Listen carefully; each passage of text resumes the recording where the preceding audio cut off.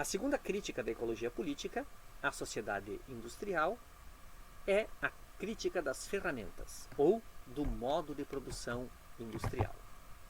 Dito de outra forma, né, é o fetiche da tecnologia. Uma das heranças gregas nas raízes do pensamento ocidental é a ideia da técnica, da techné, né, como uma parte da natureza humana. A techné é uma arte, a arte da transformação do bruto naquilo que tem valor, naquilo que é belo e que tem uma finalidade imaginada pelo seu criador. Temos também aqui uma herança que é judaico-cristã. Parte dessa herança a ideia de que o ser humano é diferente e tem uma origem diferente dos outros seres. Nós somos a imagem e semelhança de um Deus. E, portanto, a gente tem uma origem não natural, mas supranatural.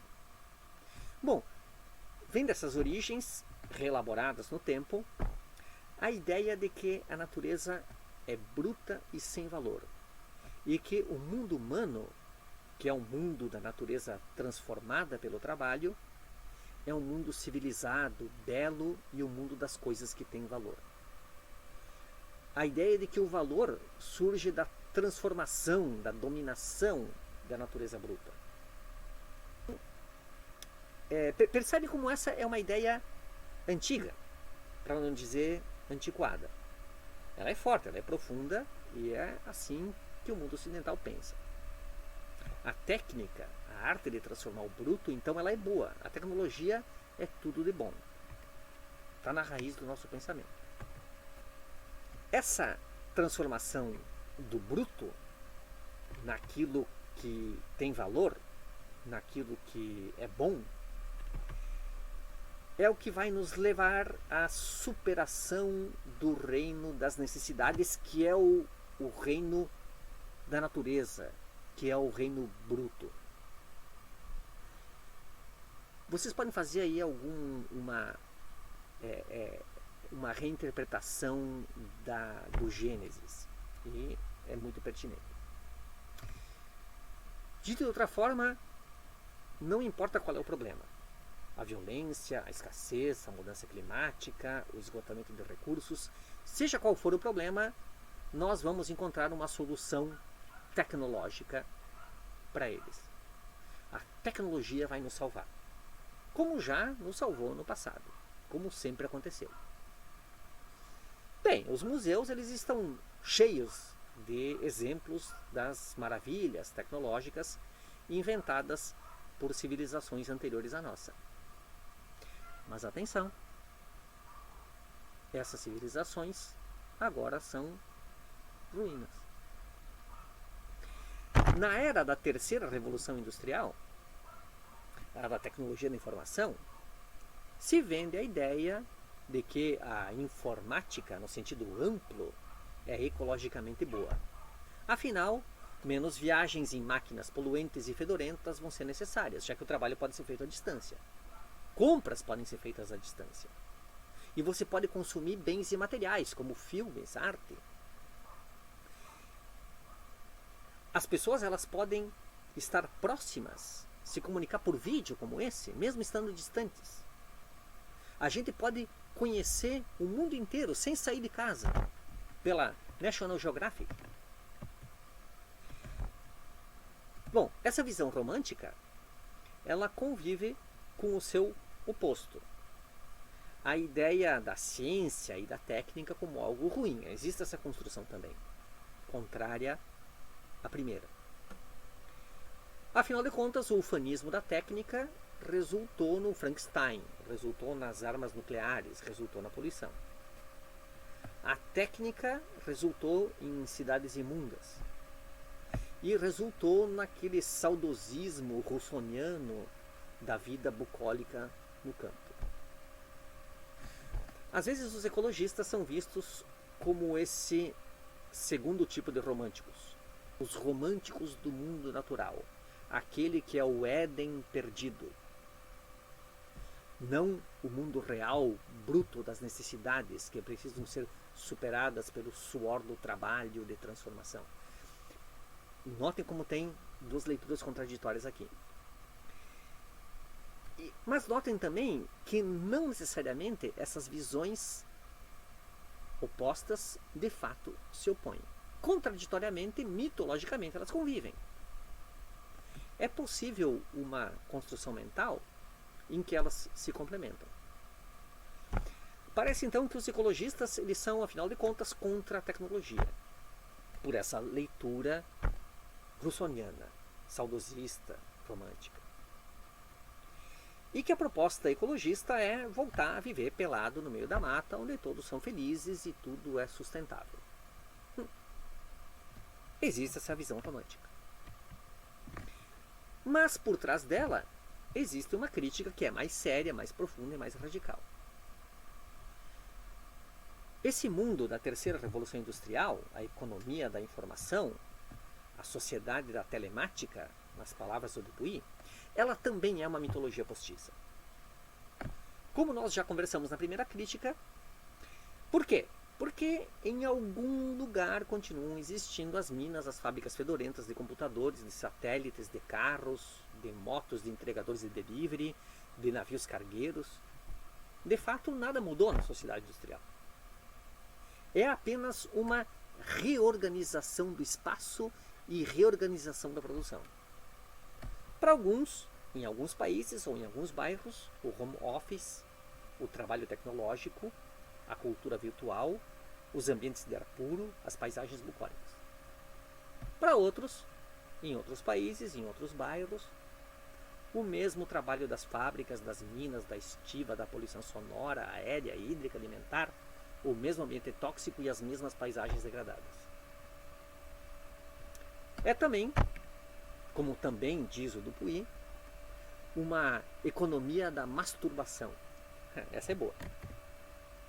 As pessoas pensam conhecer o mundo todo, todas as culturas, toda a biodiversidade, pela National Geographic, pelo Animal Planet, pelo mundo visto de cima.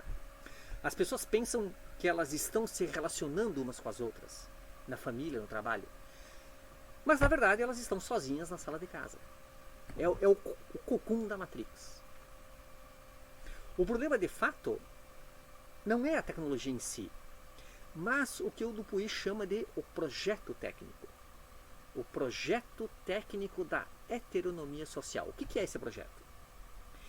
É a progressiva substituição das relações humanas autônomas, das relações diretas entre as pessoas, relações em primeira mão, envolventes, por relações heterônomas, relações que são fabricadas, relações que são mediadas pelas máquinas. Entre uma pessoa e outra tem uma máquina. A tecnologia. A questão sociológica de fundo aqui é: de onde vem a coesão social? E como a tecnologia interfere nesse processo? A coesão social, ela pode resultar de laços orgânicos entre as pessoas, laços de solidariedade, de reciprocidade, de interdependência, assim como ela também pode resultar de relações de poder, de coação, moralidade, etc. Mas ela também pode ser, como do pensamento da era moderna, século XVIII, apenas de uma soma de egoísmos, interesseira. Essa seria a paz da colmeia, como produto da hierarquia, da obediência e da disciplina, na famosa Fábula das Abelhas do Mandeville. O Marx leu Mandeville e anteviu o problema do fetichismo na mercadoria. A divisão do trabalho, ela gera coesão, mas é uma coesão pelo interesse privado, não pelo interesse coletivo. Nós não produzimos o que consumimos e não consumimos o que produzimos. Produtores e consumidores não se conhecem. A relação entre eles não é autônoma. Ela é uma produção heterônoma, não é mais uma relação autônoma. Ela é uma relação e uma produção mediada. mediada pelo mercado, mediada pela mercadoria. Marx viu nessa mediação da mercadoria uma fonte de alienação. O modo de produção, o sentido da produção, o sentido das relações humanas viram abstrações. Tudo parece fora do controle das pessoas, fora do controle autônomo das pessoas. Tudo é controlado pelo mercado, pela economia, que são abstrações. Como se o mercado e a economia não fossem um produto das relações sociais. É uma ideia tão poderosa que se reproduz até na noção de desenvolvimento sustentável. O discurso do desenvolvimento sustentável diz que sustentável é o que é socialmente justo, ecologicamente equilibrado e economicamente viável. São 3 dimensões. Como se a economia fosse uma terceira dimensão, externa à dimensão social. Bem, o projeto técnico ele é fonte de uma nova alienação, além dessa alienação do trabalho já antevista por Marx. O projeto técnico ele é alienante porque ele cria mais uma mediação entre as pessoas. Agora é a mediação da tecnologia. Tudo agora tem a tecnologia da informação como intermediária das relações entre as pessoas. Bots, avatares, como se fossem pessoas, o 5G e as máquinas inteligentes. Muito já se falou sobre os efeitos psicológicos, neurológicos, etc., do uso de celulares, dos games, das mídias sociais, do mundo virtual, substituindo ou reconfigurando relacionamentos, adoecendo pessoas, adoecendo a sociedade. Além disso, existe o projeto de fabricação da cultura de massa, possibilitado por essas novas tecnologias. O que é essa cultura de massa? É essa reorganização da enorme diversidade de manifestações que são autônomas de identidade, de criação de vínculos, de valores, de diferentes comunidades dentro dessas comunidades. Né? E a mistura de tudo isso numa diversão descontextualizada e simplificada, padronizada, e que assim pode ser comercializada e consumida por todo mundo de forma individual, sem sair de casa. A cultura de massa é a cultura BBB. A Marilena Chaui lembra ainda que essas tecnologias informacionais, ou como melhor definido pelo Dupuy, o projeto técnico, favorece uma pulverização do tempo e do espaço. Tudo é instantâneo, fragmentado, desconectado de um tempo, de um lugar, de uma comunidade, de uma realidade, de uma história. E com isso, a gente perde a noção do que é real e do que é fabricado, do que é real e do que é virtual. Esse projeto técnico informacional de transformação das relações humanas diretas, autônomas, em relações mediadas por máquinas, aliena as pessoas, atomiza a sociedade e então deixa essa sociedade exposta a quem tem a capacidade de manipular as mídias. Também gera anomia, que é aquela sensação de estar sozinho no meio da multidão. A sensação de descompromisso com os outros. E daí a despreocupação com o politicamente correto, a aceitação da desumanidade. Pessoas passam a ser abstrações instantâneas, como se tudo se passasse do outro lado de uma tela. Essa é a contraprodutividade desse projeto técnico informacional. Essa é a informação que desinforma, a informação que aliena, que emburrece e que afasta as pessoas. O projeto técnico não é só o da comunicação, da sociedade informacional, telemática. A gente pode pensar em todas as dimensões da vida moderna. A gente pode pensar na segurança. Esse é o exemplo do Dupuy no livro dele. A segurança ela pode ser produzida de forma autônoma. A gente se sente seguro num local com outras pessoas. As pessoas produzem segurança umas para as outras. Gente gosta de gente. E essa é uma forma autônoma de se produzir segurança. Mas a segurança ela pode ser produzida de forma heterônoma. Serviços mediados pela tecnologia, pagos. Câmeras de vigilância, cercas elétricas, cercamento eletrônico, vigias. Quanto mais encarcerados a gente mesmo se coloca, menos a gente vive a cidade pública, as ruas. E as ruas então se tornam cada vez mais inseguras. Então é um processo que se retroalimenta, demandando cada vez mais serviços de segurança. Essa é a contraprodutividade. A busca por segurança heterônoma gera mais insegurança. A gente pode ver como isso funciona na saúde. A saúde ela também pode ser produzida de forma autônoma.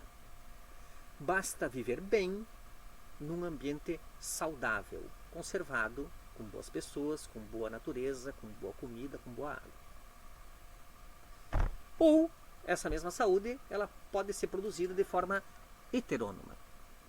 Se a natureza está degradada, se a alimentação é tóxica e expõe a riscos, em vez de produzir benefícios, a gente resolve isso com serviços de saúde, com vacinas contra doenças novas e doenças emergentes, com ambulâncias, remédios, tudo mediado pela tecnologia, cirurgia bariátrica, serviços, aparelhos, apps de fitness, tudo isso para compensar um ambiente tóxico, um dia a dia autodestrutivo. Mas, para produzir essa saúde, a gente precisa de mais fábricas, mais extrativismo, mais contaminação, mais garrafinhas descartáveis, com mais água subterrânea dentro dela, e assim mais poluição, mais esgotamento, mais exposição aos agentes das doenças modernas, as doenças crônicas ligadas ao ambiente tóxico, à alimentação tóxica. Mais uma contraprodutividade. A busca heterônoma por saúde adoece as pessoas. Às vezes surgem questionamentos sobre, por exemplo, a remuneração das donas de casa. Ou seja, o reconhecimento do valor de mercado, do valor instrumental, do trabalho autônomo, nesse caso, dos pais e das mães que cuidam dos filhos e que cuidam da casa, enquanto o cônjuge trabalha de verdade. Já surgiu a ideia, junto com a crítica, do ócio criativo. Já ouviram falar dessa? São exemplos, ao mesmo tempo, do reconhecimento do valor social, do valor econômico, dos momentos de autonomia, mas também a sua apropriação pelo mercado. No mínimo, é um reconhecimento de que as relações autônomas, afinal, existem. E, afinal, são valiosas. São parte da reprodução do trabalho, da reprodução da natureza, de que a gente já falou. Mas nesses exemplos é um reconhecimento com um objetivo de apropriação, numa perspectiva instrumental de mercado. Segurança, saúde, serviços domésticos autônomos, ócio, não geram PIB. Agora, serviços de segurança e de saúde, serviços domésticos heterônomos, ócio criativo, opa! Estes geram emprego, renda, abundância. Isso vai nos levar ao mundo da felicidade, à superação da escassez, que é a origem de todo mal. Será? Mas então, o modo de produção capitalista e a tecnologia são ruins? Apenas ruins? Não. A produção autônoma e a produção heterônoma, elas podem ser sinérgicas. A indústria reduziu o trabalho embrutecedor, pelo menos de uma parte das pessoas. A tecnologia aumentou a nossa expectativa de vida. É inegável reconhecer isso. A produção autônoma doméstica reforça os vínculos de pertencimento. As videoaulas como essa ampliam o nosso portfólio de possibilidades de ensino-aprendizagem. O celular e as videochamadas, elas podem aproximar as pessoas. Tudo isso é verdadeiro. Mas elas também podem ser antagônicas.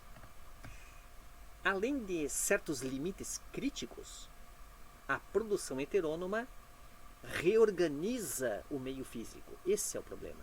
Reorganiza o meio físico, reorganiza o arcabouço institucional e reorganiza o significado simbólico das coisas e das pessoas. E aí ela gera contraprodutividades. Além de certos limites, a produção heterônoma paralisa as capacidades autônomas e realimenta a busca por mais meios heterônomos de compensar a alienação e a anomia produzidas pela própria heteronomia. Substitutos mercantis para o empobrecimento dos laços humanos e para o embrutecimento do cotidiano. Cada vez mais ambiente tóxico e violento. Então, cada vez mais games, mais apps, mais lazer mercantil, mais remédios, mais cercas, mais drogas. Então o problema não é a tecnologia em si, mas a contraprodutividade, a desumanização, a mitologia postiça que esconde a reorganização da produção no espaço global. A masturbação do projeto técnico de substituir a autonomia pela heteronomia, em vez de reforçar a sinergia. A crítica das ferramentas do projeto técnico heterônomo é a segunda crítica. A tecnologia não é uma panaceia e o projeto técnico pode ser contraprodutivo. O projeto técnico pode nos tornar mais livres ou pode nos aprisionar. O projeto técnico pode nos deixar mais felizes ou mais alienados e mais solitários. O projeto técnico pode gerar maior dependência de mais recursos ou maior autonomia. Bem, o projeto técnico é uma parte de uma questão que é mais ampla, o desenvolvimento das forças produtivas, que é a soma da força de trabalho mais os meios de produção. A tecnologia é uma parte dos meios de produção. Então, na sequência, vamos falar sobre o fetiche do desenvolvimento das forças produtivas, a terceira crítica da ecologia política.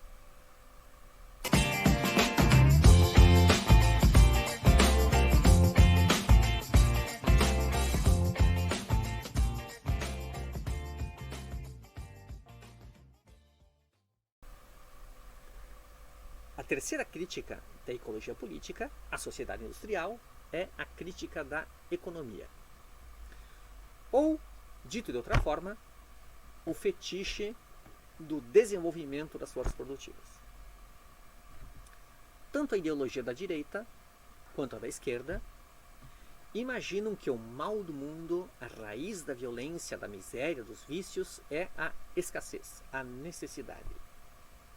Escassez em economia acontece quando o suprimento do recurso não acompanha a demanda.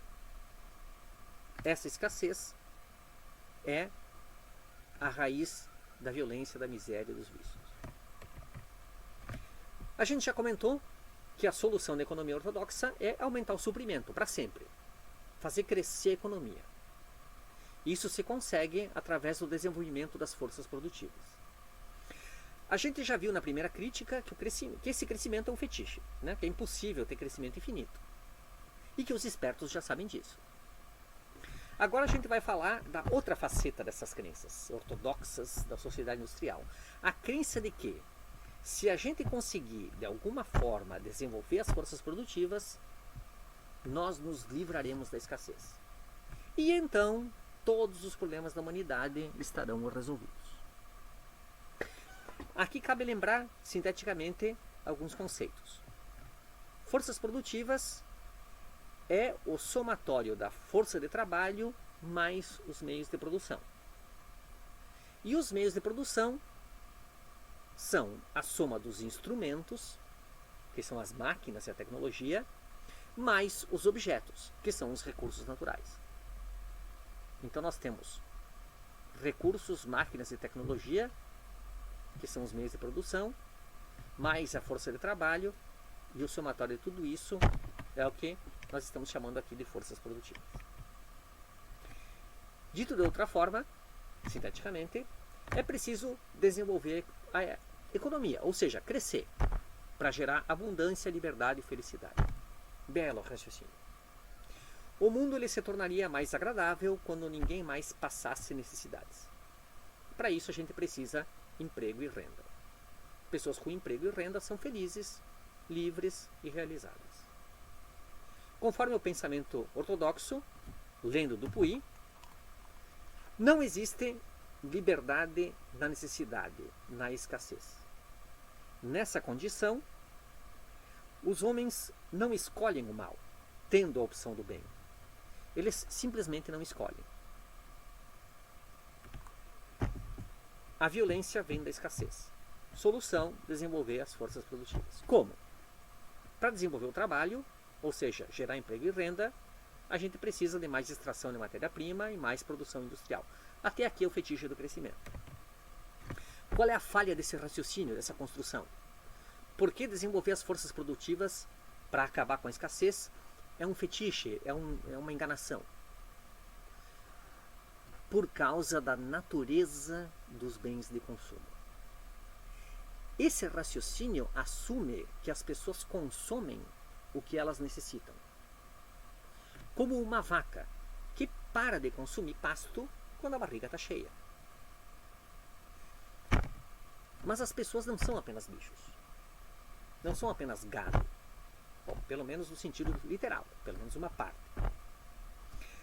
A satisfação das necessidades, é uma pequena parte da motivação do consumo. Muito pequena. Os produtos, os bens de consumo, eles têm dois valores. O primeiro é o seu valor de uso e o segundo é o seu valor de troca. O valor de uso é a sua utilidade. O pasto ele tem valor de uso para as vacas. Não tem valor de troca. O valor de troca é o poder simbólico. O pasto não tem valor simbólico para as vacas. Só tem valor de uso. Mas as pessoas estão dispostas a pagar mais caro por um bem com o mesmo valor de uso do que outro. Duas roupas iguais. Uma com a cor da moda e o corte da moda e a outra fora de moda. Por quê? Pelo desejo de distinção social. A nossa maior necessidade é a necessidade de distinção social, que não reconhece limites, que não reconhece satisfação. Então, o desejo é o guia do consumo, não as necessidades, conforme o pensamento ortodoxo, conforme a gente ortodoxamente definiu já agora há pouco. O principal valor dos bens de consumo é o seu valor distintivo. Agora, distinção social é ter algo que é top, que é VIP, que é da hora, ou dito de outra forma, é ter algo que o outro não tem. Algo que é para poucos. Se o nosso desejo é ter o que só poucos podem ter, como é que esse desejo vai ser capaz de produzir a abundância e a satisfação e a felicidade e a realização de todos? Se todos têm, o valor de troca desaparece. Então, nós não consumimos para satisfazer necessidades. Não existe reino da abundância e da felicidade no capitalismo. A raridade, a exclusividade, a diferença, a escassez é a mãe da economia. O desenvolvimento das forças produtivas é guiado pela inveja, pelo ciúme. Necessidades são invenções do marketing, que para serem satisfeitas precisam deixar uma parte das pessoas exatamente no reino da necessidade. Seja ela da necessidade simbólica, do que essa pessoa quer ter e não pode, ou da necessidade real, biológica, de recursos básicos. Agora, um sistema que se nutre da desigualdade, que é motivado pela distinção social, que se sustenta na inveja, vai ser capaz de produzir a abundância? Não existe valor na abundância. O valor está na desigualdade, está na escassez. O capitalismo, então, atenção, ele não é uma guerra entre classes. Ele é uma guerra de todos contra todos por prestígio social. Isso talvez ajude a explicar os pobres de direita, os empreendedores de si mesmos e outros padrões. Essa é a natureza da modernidade ocidental, da sociedade industrial. O acúmulo de bens para exibição. A prosperidade econômica, de fato, produz emancipação política, efervescência cultural, fruição da vida. Como nas poesias de Baudelaire, a velocidade e a excitação das novidades culturais e tecnológicas. Mas sempre existe um mas. Primeiro, esses benefícios não são e não podem ser para todos. E segundo, eles caminham lado a lado com a perda de valores morais de um mundo que é de aparências e frivolidades, com a alienação, com a anomia, com a perda do sentido da vida, com a angústia, o individualismo e o egoísmo. O desejo de distinção social é talvez o maior dos fetiches. Vamos voltar agora ao exemplo da pegada de carbono. Cada humano habitante desse planeta emite por ano, em média, 3,2 toneladas, o que corresponde a 1,74 planetas. Quase 2 planetas, considerando a capacidade planetária de sequestrar carbono. Para evitar que a temperatura do planeta suba mais que 1,5 grau, ou dito de outra forma, para que a gente continue em um planeta, afinal a gente tem apenas um, a emissão planetária tem que ficar entre 1,6 e 2,8 toneladas por habitante, e não 3,2. Mas atenção, os 20% mais ricos do planeta consomem, em média, 40 toneladas anuais. 13 vezes mais do que a média. E o 1% mais rico do mundo queima, em média, 70 toneladas por ano. E não 3,2. Bill Gates emite 7.500 toneladas de carbono por ano. Roman Abramovich emite 34.000 toneladas por ano. Se todas as 3,6 bilhões de pessoas abaixo da linha da pobreza, tomando como critério $5,5 por dia, 3,6 bilhões de pessoas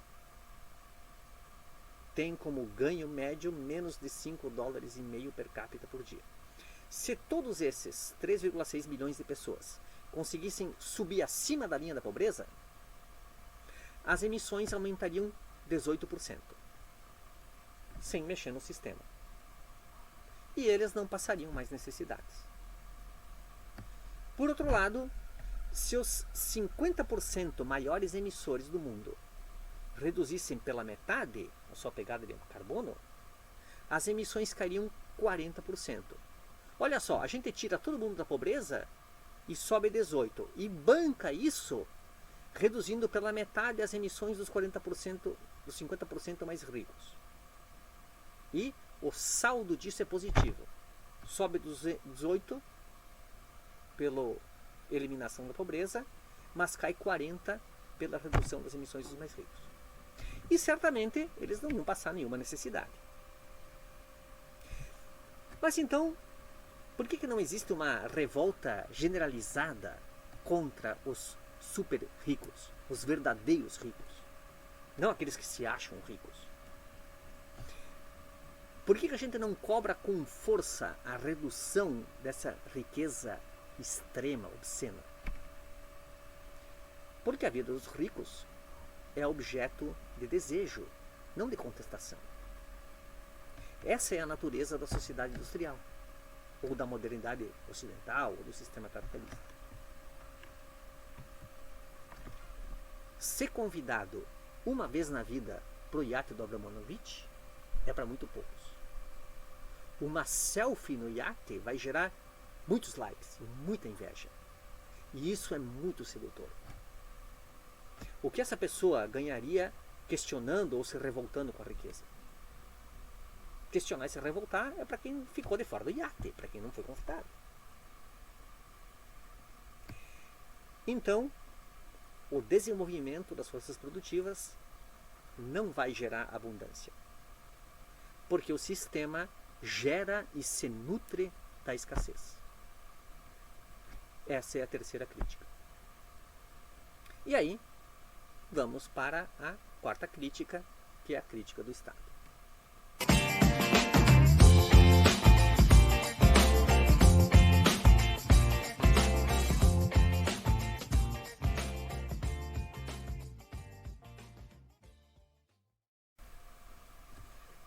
A quarta crítica é quarta crítica da ecologia política à sociedade industrial é a crítica do Estado, ou da heteronomia política. Ou, dito de outra forma, o fetiche da institucionalidade. A política, ela, por um lado, invadiu a vida cotidiana, na medida em que no mundo globalizado, no mundo moderno, na sociedade industrial, os nossos destinos individuais, eles são cada vez mais dependentes do Estado. Mas o Estado, enquanto um organizador da vida global, ele está em vias de ruína. A nossa segurança, a nossa prosperidade depende totalmente de um modo de vida que precisa ser organizado pelo Estado. A organização do comércio, da circulação das pessoas, do transporte, da saúde, da segurança, o estabelecimento de regras de convívio. Mas tudo isso parece que está em vias de ruína para uma espécie de anarquismo capitalista. Só que isso é uma discussão para poucos e aparece despercebido da maioria. Por um lado, tanto a direita quanto a esquerda pregam o fim do Estado. Todos gostam de reclamar do governo e concordam que o governo atrapalha. Para a direita, a meta é o Estado mínimo, a autossuficiência das relações sociais. Lembrando que, para a direita, relações sociais é o mesmo que relações de mercado. O Estado atrapalha os negócios, então tem que diminuir o Estado. Desde Smith, a direita entende que a sociedade é um conjunto de relações mercantis, egoístas. O mercado é uma mão invisível e ele é capaz de substituir o Estado. O Smith também leu Mandeville, que pensava como os da sua época, como Marx também. Para a esquerda, o Estado aliena as pessoas das relações políticas e por isso ele deve ser superado. O Estado ele é também um aparelho militar, ideológico e moral que organiza o consentimento social, conforme Gramsci, que organiza a luta de classes como uma luta política regrada e limitada, legalista, em vez de uma luta aberta, usando o aparelho de repressão público, estatal, quando necessário, para controlar essas relações entre as classes, conforme Engels. Esse Estado ele precisa ser tomado para então ser superado. Existem algumas vertentes ecologistas que refletem sobre o Estado, que também imaginam a superação do Estado à sua forma. A sociedade também deveria avançar para uma espécie de superação, menos elaborada teoricamente. Essas vertentes elas não falam diretamente sobre o Estado, mas elas valorizam a autogestão, a autorregulação das comunidades de forma direta, autônoma, a partir de laços de reciprocidade, de voluntariado, de cooperação. Né? Bom, e os verdes também frequentemente reconhecem o Estado como o carrasco do ambiente, amando das elites econômicas. De certo modo, como a esquerda entende ele como o carrasco, só que do proletariado. Por outro lado, a praxis de todos, direita, esquerda e verdes, é contrária à teoria. Todos reforçam o Estado, o que é muito coerente com a importância que o Estado assumiu na sociedade contemporânea, na sociedade industrial. A direita faz lobbies nos congressos, financia agendas políticas, barganha concessões, aparelha a justiça, aparelha a polícia, aparelha forças armadas, usa todos esses aparelhos estatais para favorecer os que detêm os meios de produção, até mesmo para além dos limites nacionais, se for necessário. O fim do Estado é uma falácia. De fato, o Estado é bom quando me favorece, mas é ruim quando me regula. Tem ainda o Luiz Fernando Veríssimo, que, refraseado, disse mais ou menos assim, né, que todo capitalista é um comunista que ainda não perdeu o emprego ou que não decretou falência. A esquerda defende a responsabilidade e o controle do Estado sobre os recursos estratégicos, pelo menos, se não todos, sobre os interesses comuns, sobre as ações afirmativas para reduzir inequidades, ou mesmo da produção como um todo. Não é uma praxis em si mesma contraditória com a teoria de uma utópica superação do Estado no futuro. Mas essa utopia marxista teórica parece, no mínimo, bastante esquecida pela esquerda, focada de fato na tomada do Estado e no desenvolvimentismo. Já os verdes usam o Estado do jeito que podem, especialmente o poder de justiça, para forçar políticas e ações sobre as quais não foi possível angariar apoio popular ou alcançar uma hegemonia. Então impõe isso utilizando o poder de justiça. Pode ser ecologicamente justificável, mas é também, frequentemente, socialmente conflitante. Esse dilema entre a extinção do Estado e o reforço do Estado, ele não está resolvido nem em termos teóricos, nem em termos ideológicos. A praxis humana, pelo menos a praxis da sociedade industrial, ela é ambígua, ela é contraditória. Essa é mais uma crítica ecologista à sociedade industrial. Mas, nesse ponto, mesmo os ecologistas estão presos nessa armadilha do fetichismo da institucionalidade, da heteronomia do Estado. Para fechar, então, essa nossa conversa, a liberdade, a realização pessoal, leia-se a individualidade ou o individualismo, ele é um valor universal, fundamental na sociedade moderna, na sociedade industrial. O pensamento ortodoxo, ele acredita que duas forças são responsáveis por levar a humanidade a essa condição superior da promoção da individualidade, da autorrealização de todas as pessoas numa perspectiva individual.